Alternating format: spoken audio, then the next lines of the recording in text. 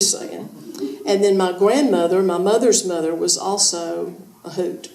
Kate was always full of fun, and she kept working at a drugstore in town for years. They didn't need her. They just kept her around to make the customers laugh. It's just true. And who is Uncle Win? I don't know. Uncle Win, I do not. Now, we've all met people that are full of themselves and really think they're a whole lot brighter than they are. And Uncle Wind is really Wendell, but because he's so full of hot air, they call him Uncle Wind. But I don't know where he came from. There was a need in the book, apparently, and he said, here I am. And all those words, I don't know what those words mean. Those words came to me, somebody said that earlier, what you need will come to you. And it is amazing, that amazes me, and I've not seen words like that since either, which is good because you have to look them up and then try to figure out how to pronounce them and all that. And then I forgot the baptism scene. This came to me because we know it's happened, and I'm sure it's happened more than once, but I don't know anybody that's admitted to it happening to them, so in that sense it's made up. But Charles, who is me, the Betsy and me, Charles is Betsy's husband, and he writes the book in first person. He and a friend, they've all eaten dinner together, Sunday dinner. That means, lunch. And it's very, very warm, and the guys are outside on the porch. And his friend convinces him just to go out to the river. It's not far from the house. They've got cell phones, and if Betsy were to go into labor or something, they could be back to the house in like 3 minutes. And they get there, and it's pretty hot, and so his friend Double Dog dares him to go skinny dipping. And he takes it up after some pleading, and they get in the water, and it is so cold that they can't stand it, and they start to get out, but they see some people on the other side of the riverbank walking down toward the river, and they hear, "Shall we gather at the river?" And they know they're in trouble. Now, I won't finish it, but you can imagine the calamity, speaking of calamity, that occurs. And I love to read this scene in audiences where there's a lot of men, because the men start crossing their legs and scoot down in their chairs and doing this. And I love it. They do it. It's so funny. Thank you. Now to our cause today. Hold the book up, drum roll. Poetry, Prose, and Music, Life of an Appalachian Woman. Appalachian. You say tomatoes, I say tomatoes. Okay, Appalachian. To me, Appalachian Woman has the feel of prophecy and prophecy fulfilled. It is a big slice of mountain life, yet you call it a trip to the 5 and dime store. Care to give an Appalachian explanation? Well, when I grew up, there was a 5 and dime, the 10-cent store, I think we called it, didn't we? And it had a bit of everything, like this book does.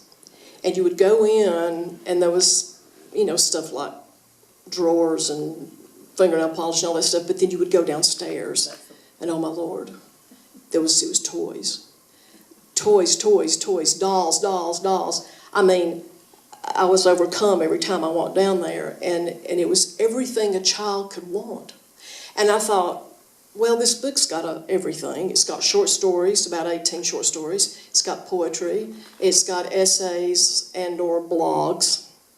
It's got some humor, and I hope it's got a little heartfelt stuff in it. And I've been singing solos and stuff since I was 14.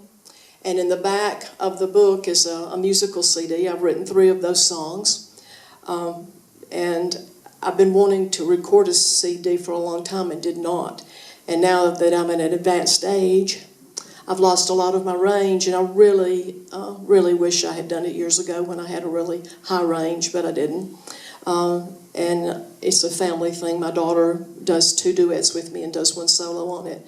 And so I guess that's why I called it. It's a variety store. Maybe I should have called it that. It's kind of like you were rummaging through your life, right? Yeah. How did the process of rummaging through your whole life from childhood onward change your perspective about what an Appalachian woman is? I don't know, except maybe I think Missouri changed more than any of it, because it made me realize that we really are steel magnolias. We are tough as nails. And if you're not, you just take to your bed. And y'all have all known women back when you were a kid, well, she just took to her bed.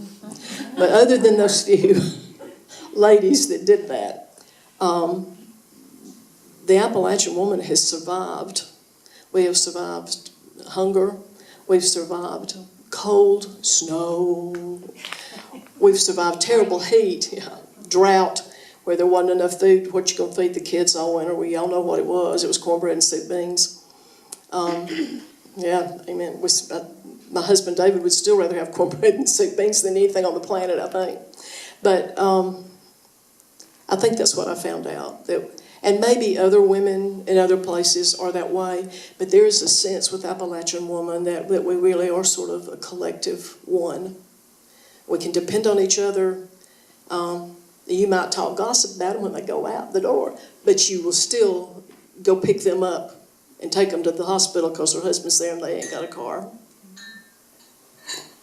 What would you say to those in this age of mad and massive technology? Some say there will be no books soon, can't imagine, about why they should read memoir and books about heritage. Why should they care what an Appalachian woman like Corey Liza May Gates Hill would think?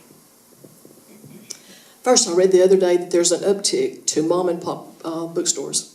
They're coming back. People miss their books more than they thought they would. I think we should read memoirs and read books about Cora May, Liza Gates Hill. That was one of my great-grandmothers. Because when you read about them, you discover they really were people. They really existed. They're not just a person in the family Bible. There's nothing more exciting to me than to have somebody tell me a story about somebody in my family that I didn't know anything about. It just sparks something in me that they knew something about somebody that loved me. That just means a lot. Did you always know how to write country? Wait a minute, I didn't finish this question. I've got to do this. Like, where were you when you first heard the words, "I don't give a gnat's rear end what you think"? I probably heard that before I was old enough to speak back. I don't know about that, but I am country. I mean, I was raised in the big town of LJ, like right here. But if y'all were raised here, you know that town was pretty country. And my great-grandparents lived way out on Mountain Town, and she still cooked with a wood stove and churned butter and did everything, canned, and they lived pretty much like they had always lived prior to anything making advances. And so I got to live that life because when Mama Hill died, I was 10, and when Papa died, I was 14. So they were a huge part of my life. So I don't think I could probably write anything else well. Okay. Did you always love to make people laugh? What and where is your first memory of laughter? Yeah, I've always liked to make people laugh. I don't know about first memory, but like I said, a lot of my recollection with my daddy is his laughter, and my grandmother Kate, her laughter. I think those are the two people I always think of that are really the comedians in the family. There's a real reason you named your blog